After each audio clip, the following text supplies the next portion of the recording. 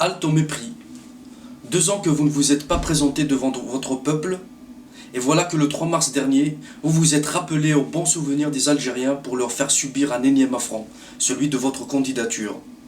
Votre acte de candidature plaide pour une profonde amnésie.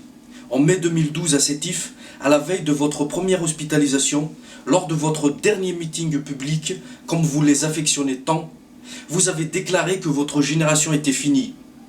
Comprendre par là que le rapport à la révolution et la légitimité historique, qui jusque-là étaient les seuls arguments de prise de pouvoir, était fini. Et que le temps était venu de passer le flambeau aux jeunes générations. Mensonge et honté. Dès que je vous ai entendu annoncer avec beaucoup de peine votre candidature, j'ai tout de suite su que vous resterez à la tête de l'Algérie. J'imagine déjà le ministre de l'Intérieur à l'annonce des résultats, saluant le bon sens des Algériens d'avoir voté Bouteflika, avec à la clé un score brejnevien dont ils sont les seuls à en avoir le secret. Je ne suis pas devin.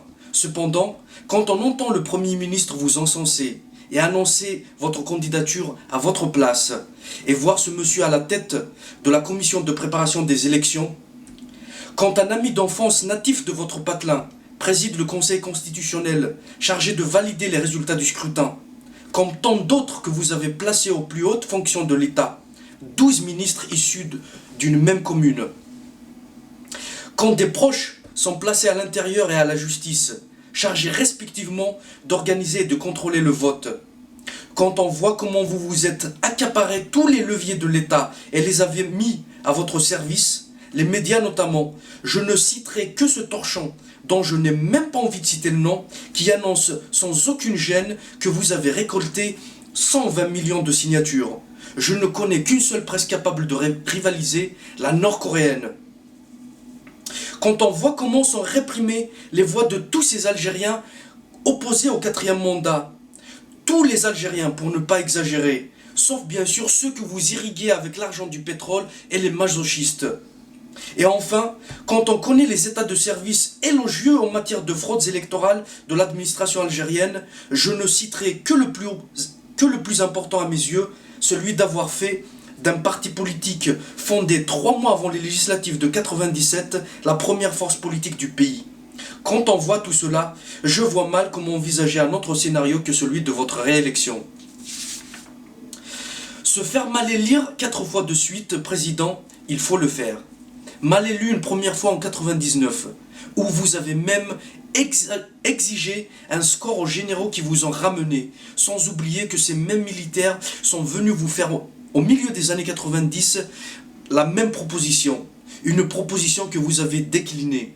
Heureusement d'ailleurs, car quand on voit votre gestion en moment d'opulence, on se demande ce que vous auriez pu faire lorsque l'Algérie était à feu et à sang.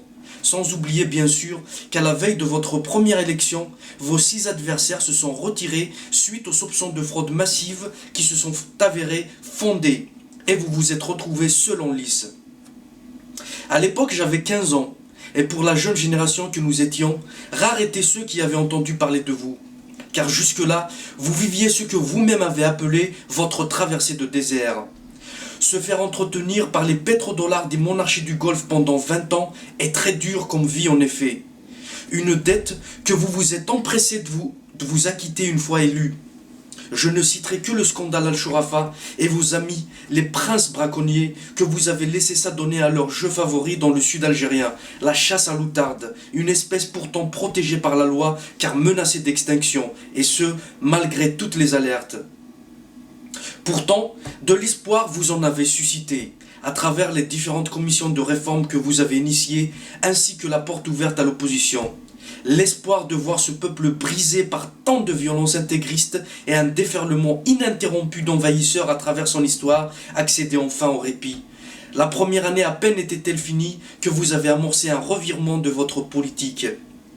Une deuxième fois mal élue en 2004, suite à une élection entachée d'irrégularités, où vous nous avez servi une pré-campagne, puis une campagne digne des luttes des familles mafieuses. C'est là que votre ami Belaïz, ministre de la Justice, vous a servi sur un plateau le FLN en ayant recours à la justice de nuit. Votre second mandat, vous l'avez consacré à vous aménager une présidence à vie. Ce cap, nous l'avons franchi en 2009. Le premier magistrat du pays, garant de la Constitution, viole cette Constitution pour faire sauter le verrou de la limitation des mandats avec l'aide d'une assemblée populaire aux ordres que vous avez pris soin d'engraisser un mois avant l'amendement en leur accordant une augmentation égale à presque 30 fois le SMIC algérien. On ne compte pas quand on a un pouvoir à entretenir. L'Assemblée nationale s'est rendue coupable de complicité dans ce coup de force contre la Constitution, qui est pourtant clair. Tout amendement portant atteinte à l'équilibre des pouvoirs doit passer par un référendum. Vous êtes la première personne à piétiner la Constitution. Et les exemples ne manquent pas. Craignant sans doute un scénario à la Ben Ali, vous avez, selon le Premier ministre, encore lui, continuez à gérer le pays de votre séjour parisien au Val-de-Grâce où vous avez procédé à des nominations et à la signature de documents officiels, oubliant qu'il est anticonstitutionnel que le sceau de la République algérienne quitte le sol algérien. À une époque où même les dictateurs, quand ils ne sont pas déposés par leur peuple, ils renoncent au pouvoir. Je vous renvoie à votre ami Castro. À une époque où même le pape renonce à son ministère pour raison de santé. À une époque où même les rois abdiquent, vous décidez de vous représenter malgré une santé très fragile. Le spectacle que vous nous offrez, vous et vos soutiens, passez maître dans l'art de la flagornerie et de l'aplaventrisme à la veille de cette élection est tragicomique. Je citerai juste mon préféré.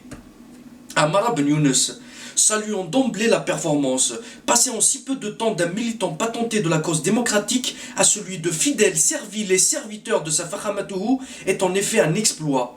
Maintenant qu'il s'est débarrassé de toutes ses convictions antérieures, il se sent tout léger pour chanter les louanges du Raïs. Cet individu a poussé l'indécence jusqu'à déclarer que le cerveau de Bouteflika est supérieur à celui de tous les Algériens. En tout cas, le sien, c'est sûr. Oublions par là que c'est tout un peuple qui l'insultait. Tout comme le Premier ministre, passé entre-temps directeur de votre campagne, qui a inauguré son poste par une insulte à l'adresse des Chaouis, une insulte inacceptable et honteuse. De grâce, cessez de vous attribuer la paternité de cette aisance financière que connaît l'Algérie. Vous êtes arrivé au pouvoir, le pétrole représentait 98% des exportations algériennes. 15 ans à la tête de l'État, et le pétrole représente tout autant. Cette embellie financière n'est pas le résultat d'une vision ou d'un projet économique. Nous la devons aux différents conflits qui secouent le Moyen-Orient. La guerre d'Irak notamment, qui a provoqué une envolée spectaculaire des prix de l'or noir jusqu'à atteindre 150 $ le baril.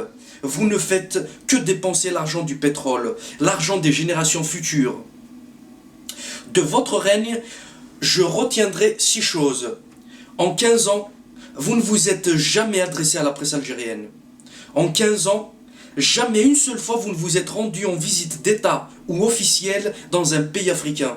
Ce faisant, vous occultez la dimension africaine de l'Algérie. En 15 ans, jamais vous n'avez daigné présenter vos condoléances aux victimes de la barbarie intégriste, ceux tombés sous votre présidence notamment, car le terrorisme continue de sévir. Votre paix a emporté 3 de mes proches en une seule nuit. En 2001, un génocide a été perpétré en toute impunité en Kabylie. Les forces de l'ordre ont tiré sur de jeunes manifestants, des lycéens pour la plupart, faisant 126 morts et 6000 blessés, parmi lesquels 2500 invalides à vie. Sous votre présidence, nous avons vu des journalistes emprisonnés et des terroristes libérés. Un caricaturiste a même failli récemment être jeté en prison pour avoir osé vous présenter dans un dessin non paru, affaibli par des ennuis de santé, chose que vous ne pourrez nier aujourd'hui. Vous avez fait de votre pays la risée de tout le monde, jusqu'au petit journal qui, dans un sketch, s'est moqué de votre chaise roulante. Et enfin, je retiendrai vos nombreuses réalisations. Vous avez fait de l'Algérie l'un des pays les plus corrompus dans le monde. Selon Transparency International, l'Algérie se classe au 105e rang sur 107 pays concernés par le sondage en 2013. L'Algérie fait partie des 23 pays les moins performants de la planète sur le plan économique. 134e rang à l'échelle mondiale parmi 157 pays en ce qui concerne l'indicateur d'ouverture économique pour l'année 2007 selon l'Institut américain de notation des performances économiques Heritage Foundation. 131e rang sur 144 pays dans le classement mondial 2013 des technologies de l'information et de la communication selon le World Economic Forum. L'Algérie est classée au 121e rang sur 180 pays par Reporters sans frontières concernant la liberté de la presse. Pour finir, je vous laisse, vous et votre clan, qui est en train de préparer un hold-up électoral, méditer ces quelques paroles écrites par Del Mouloud.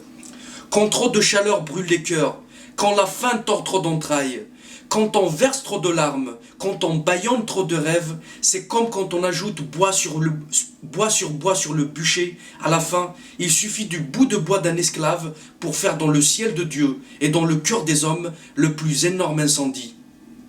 Je vous salue quand même.